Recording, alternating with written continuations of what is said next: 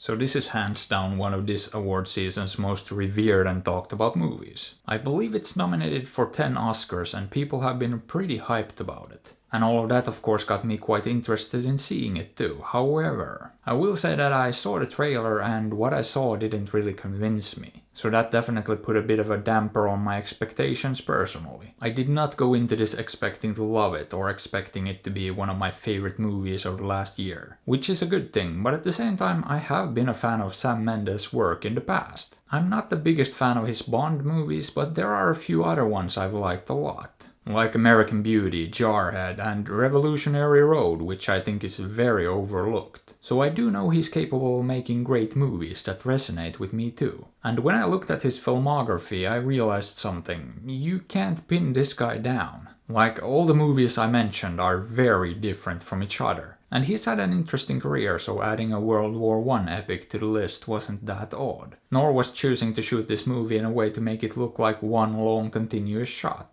Or more like two actually, because there is a clear break in it at one point. But if you look at his previous movies, he's done interesting stuff like that before too. And I will say that as a technical feat of filmmaking, this is very impressive. And you can bet I'll look into how they actually made it all work, because, well, let's just say that the terrain they're moving over isn't exactly smooth. And the camera didn't just move in a straight line on a dolly either. It moves around a lot and the camera work here is just fantastic, to be honest. As is the production design, because it literally looked like they were on a World War I battlefield. And it's one of the grittiest and most realistic battlefields I've ever seen in a movie. And if you just pay attention and look at all the little details, you'll see some stuff you probably wish you hadn't. It's a literal hellscape they're moving through, and from what I've heard, it might have even been more gruesome in reality than it was depicted here. And it was pretty gruesome here. But yeah, the team responsible for doing all of that did a phenomenal job. I also think the score was really effective and worked great for the most part.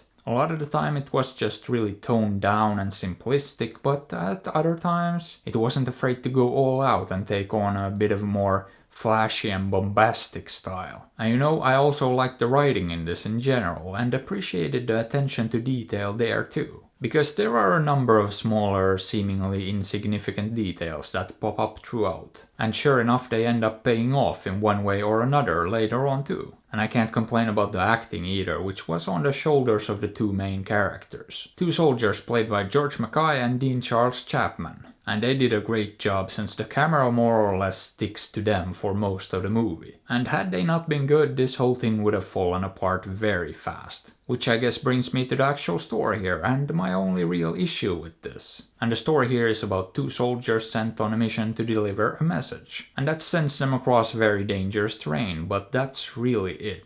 It's very simple and straightforward. Two soldiers trying to make their way from point A to point B. And my main worry was that this concept would be stretched rather thin in a 2-hour movie. But it worked surprisingly well, however at a few points you could see the writers really trying very hard to come up with actual content. To make what's essentially just two guys walking interesting and engaging. To throw a little bit of that Hollywood flair into it. And at those points it did break the immersion a tad bit and took me out of it for a few minutes. But those moments were fairly rare, and I guess they really did have to at least come up with something to break up the monotony. And yeah, for the most part I didn't have an issue with the story here. It's simple, but it works. I will also say that at certain moments this did manage to get to me emotionally too. Which actually surprised me every time, because up until those moments, I didn't feel that emotionally engaged by this, and in between those moments the same was true. It's a bit of that Dunkirk conundrum.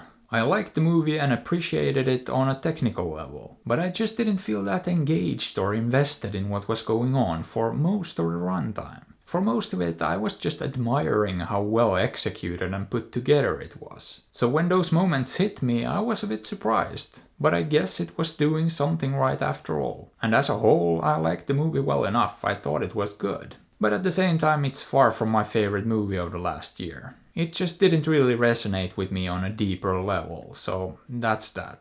However, would I recommend this? Sure, I think it's worth checking out, and I think most people will get something out of it. Or you could just skip it. After all, I'm not your dad. But hey, what are your thoughts on this? Have you seen it? Did you like it? Let me know. And if you enjoyed the video, maybe give it a thumbs up or sub to the channel, because that would be fantastic. And if you'd like, you can also support me on Patreon or PayPal through the links in the description. And as always, I appreciate you and thanks for watching.